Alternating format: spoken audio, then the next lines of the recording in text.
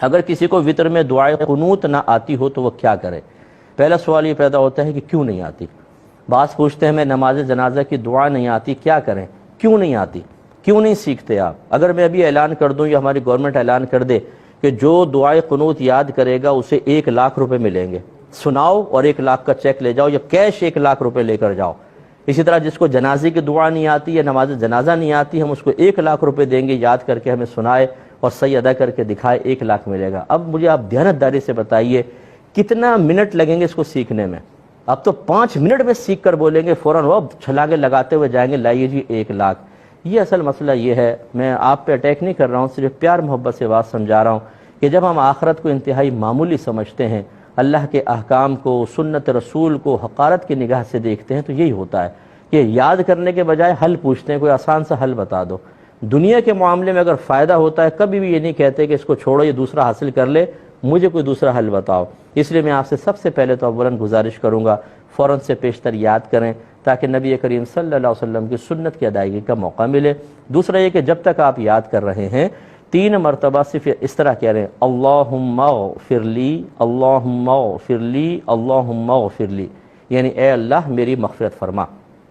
3 دفعہ کہہ لیں، یعنی جیسے آپ نے دعائے قنوت کی تکبیر لگائی، اللہ اکبر، پھر 3 دفعہ یہ کہا اور رکوع کر لیں، یہ اس کے قائم مقام ہو جائے گا۔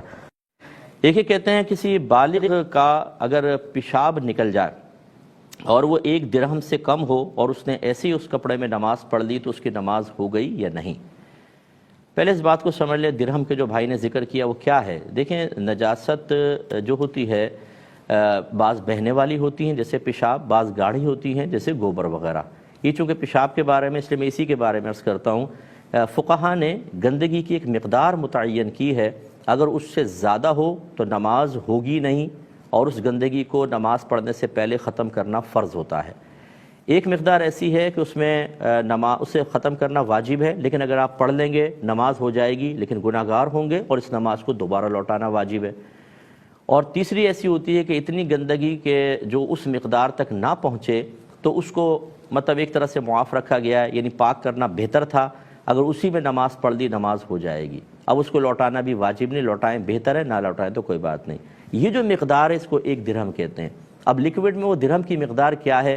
آپ یہ ہتھیلی سیدھی کر لیں، اس میں پانی ڈالیں، جب ٹپکنے لگ جائے تو رک جائیں۔ اب جتنے آپ کی ہتھیلی میں یہ پانی ہے اس کو 1 درہم کہتے ہیں۔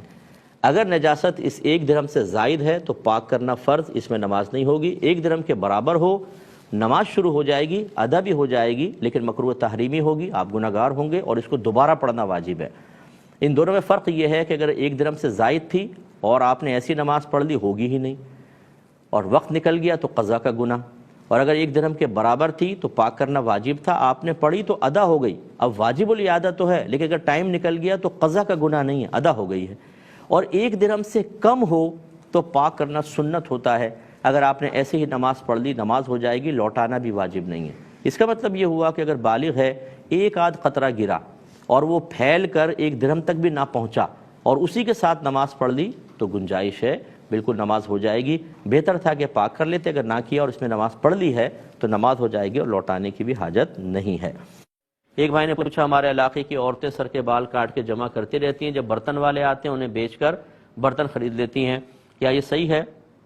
دیکھیں بالوں کی بیع ہمارے نزدیک فقہ حنفی میں بالکل جائز نہیں، یہ بیع واقع نہیں ہوگی، گناہ گار ہوں گی۔ پھر عورت کے بال ستر میں داخل ہیں، اس پر غیر مرد کی نگاہ نہ پڑے، یہی بہتر ہے، اور بہنیں اپنے بال بیچ رہی ہیں تو یہ بالکل شرعی لحاظ سے جائز نہیں ہے۔ جس عورت نے ایسا کیا اسے اللہ کی بارگاہ میں توبہ کرنی چاہیے۔